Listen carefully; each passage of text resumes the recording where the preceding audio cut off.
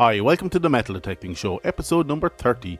My name is Kieran and I have been metal detecting for nearly 30 years. This week I talk to you about the dating game. No, this is not a chat on how to pick up a partner while metal detecting, but how the scientific community would go about dating a find. So let's get on with the show.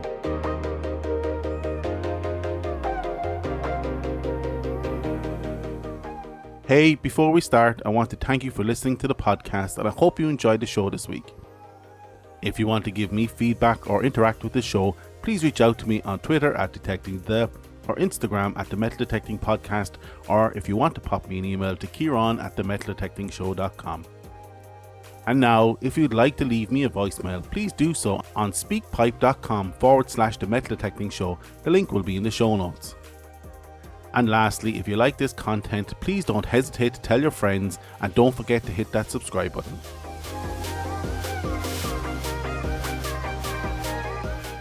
Okay, firstly onto my adventures in metal detecting. Well, this week I was in catch-up mode and got out twice. Once to my what I would call a relic type beach where everything is older than 20 years and is battered from the beach. But this beach is where I tend to find my oldest and most interesting finds. And this time was no different, with several pre-Euro coins, relics including old pigeon rings and pins. Even some of the rubbish was interesting, with old style pull tabs and labels popping out.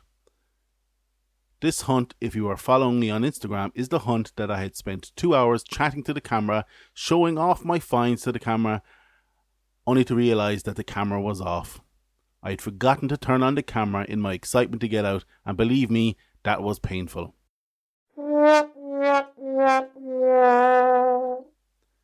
The next day I hit a popular beach looking for a more modern find, but unfortunately I was repeatedly interrupted by an old man who was looking for fairy rings, so I lost a good 30 minutes there chit-chatting, but further interruptions came, including the local police to check on a car that had nothing to do with me. So I think I was destined to be limited, but finds were what you would expect, some modern coins, ties and fresh air. It was then I vowed to commit to getting back on the fields as soon as possible and took the long way home, perving on a few fields along the way.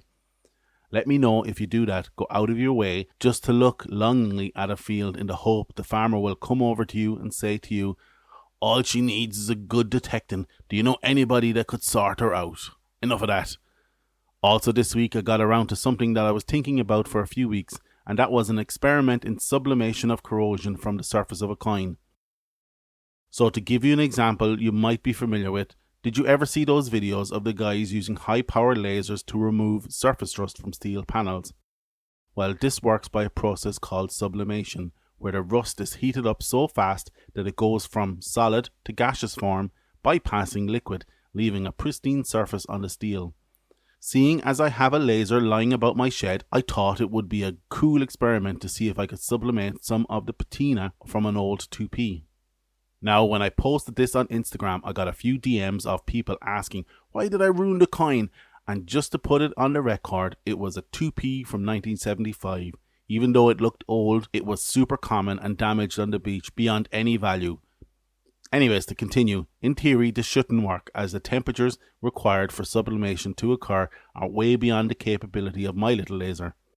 So after 5 passes, the laser did do something. It looks like it altered the patina to be more of a char, and over the last few days it has been flaking off to leave a clear surface. So watch out for my Instagram updates in a few days, but maybe the next experiment will be 10 passes.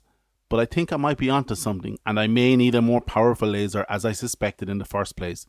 Or maybe I'll just stick to the angle grinder. So this week I want to talk to you about how the scientific community goes about dating finds, and hopefully I can relate this to metal detecting, but remember, I'm not a scientist but a general Joe whose Google foo is above average. So here goes. Most dating techniques fall into 2 molds, one being absolute dating and the other being relative dating. No, not that type of relative dating. Relax there, Deliverance. Starting with absolute dating. This is a dating methodology that is chemical in nature and is quite expensive and beyond the means of most metal detectorists. The techniques include, but not limited to, radiocarbon dating, which I'll chat about later during the tech timeout, and thermoluminescence dating, which is normally reserved for ceramics and sediments, that looks at the crystalline minerals that have formed due to the minerals being heated. Absolute dating is considered scientifically accurate, but we are going to focus on relative dating, which is considered less trustworthy than absolute dating.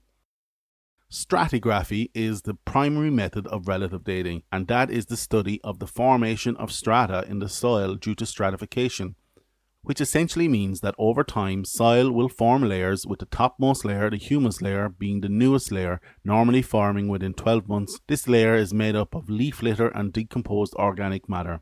The next layer below that would be the topsoil layer, which is made up of humus and minerals in various degrees. But did you know it takes approximately 100 years for an inch of topsoil to form? It is in these two layers that we as metal detectorists normally operate. However, there are other layers, including the alluvial layer, which is just below the topsoil, followed by subsoil, and finally bedrock. And if an object is found in any of these layers, they can be assigned a relative date. For example, if an object is dropped in the last year, it is safe to assume it'll be found in the humus layer, and you can assume any find in that layer has arrived there in the last 12 months. Just to be clear, it doesn't actually age the object. The object's age is determined by its manufacturing date. It just tells you when it was dropped. Now, as Annie will tell you, we normally operate in the topsoil layer and the humus layer, but did you know that when a person drops something onto the ground, it actually doesn't sink into the ground, but if left alone, the ground grows over it? So this doesn't really help us. All we know that if we find something in the humus layer, it's dropped within the year, and if it's deeper, it will have been dropped from any period between 1 to 1,000 years ago. Before you all break your necks, I'm going to say yes, of course, ploughing and flooding will change the rate of descent into the soil. In fact, ploughing will serve to keep an object in the topsoil, and possibly bring up an object due to granulation, which is the reason your big cornflakes sit at the top of the box while the smaller ones fall to the bottom. But that's for another episode of the podcast. So how does this help you in dating a find? Well, remember, it can only give you a relative idea to when the find was dropped. What you must do is create a cohort of finds, including rubbish, from the same layer and the same site. So if you find 10 finds on the surface, you group them in your less than 1 year pile. Group your 1 inch down finds together and on until you get to the point where you don't care about the relative date, so maybe 10 inches. Then reviewing each pile, you try to deduce the date of at least one find. You might find an item specific to a period of time, like a bit of broken pottery or clay pipe, allowing you to age that particular strata or layer within the soil. For example, if you found some Roman pottery, possibly fine red pottery with a glossy red slip, that potentially can be dated before 410 AD, it is relatively accurate to assume that all finds from that layer could have potentially come from this era. Now, this is what archaeologists call context of finds to each other, but as you can see, it's not very accurate and next to useless for a metal detectorist. Now, add a plough to this scenario. This makes the possibility of building a picture of the find context to the relative date an almost impossibility. So why am I talking about this? Well, next time you're in an argument about the context of finds being ruined by metal detectors, you can say, well, I found this 6 inches down in topsoil that has been ploughed for the last 50 years, and thus the relative date of the strata is not a factor on this site. Up next is this week's Tech Timeout, where I talk about an absolute dating method we've all heard of, one that fundamentally changed the dating of finds, and that is radiocarbon dating.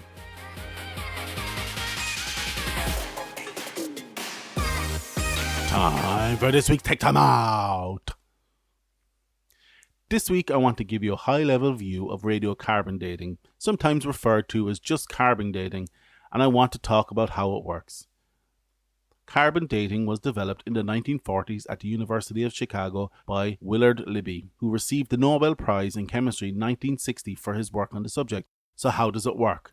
Well, all carbon-based life forms, including us, eat plants that have in them carbon-14, which is the radioactive isotope of carbon, and is created in the atmosphere when cosmic rays collide with the neutrons of N14, altering it to become carbon-14.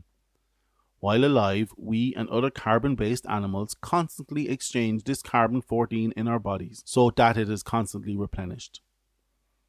However, when a life form dies, this exchange stops, and the C14 that is in the body is never exchanged out again.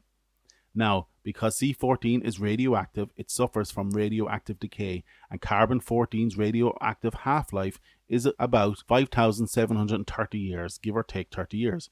Now, since the 1960s, scientists are measuring the carbon-14 in plants and in atmospheric data from many samples and have been able to build up a calibration curve of the amount of carbon-14 a body should have depending on when it died. The further back you go, the less carbon-14 is in the sample. So when we die, we have a finite amount of C14 in our bodies, and this amount halves based on its half-life of 5,730 years. So theoretically, if I died 5,730 years ago, I would have half the amount of carbon-14 present in my body compared to the day I died. So by measuring the amount of carbon-14 in a sample and comparing it to the calibration curve, we are able to determine the absolute date of the sample to within 30 years or so, but only accurate to approximately 50,000 years ago. Now, I don't expect this to be of use to any metal detectorist, but I do hope it's interesting, and that's it for this week's Tech Time Out. And that's it for this week. I hope you liked this episode of the Metal Detecting Show podcast. Check out our website www.themetaldetectingshow.com for this episode's show notes. Check out our Patreon page if you want to help the podcast stay alive or just want to buy me a coffee. Just search for the Metal Detecting Show. The link is in the show notes. If you would like to leave me a voicemail, please do so on speakpipe.com/the Metal Detecting Show. The link will be in the show notes. If you feel like taking your appreciation to the next level, feel free to leave me a positive review on any podcast directory of your choice. If you like this content and would like more, please don't hesitate to tell your friends. And don't forget to hit that subscribe button. This is how we measure the success of the podcast. Once again, I hope you've enjoyed this episode and we will chat to you all again next week. Get out there, eyes down, and happy hunting.